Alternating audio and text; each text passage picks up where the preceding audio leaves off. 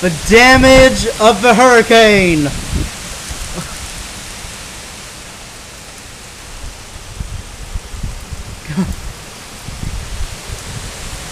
Well, I would go out more, but I do not want to get swept up in this.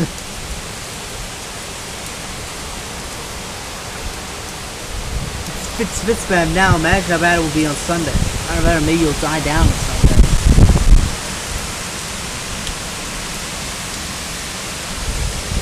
Whoa! Just got a little mist in my face.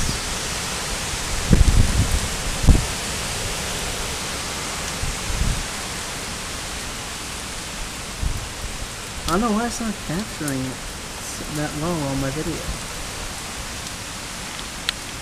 Here we go. Now you see me freeze dancing.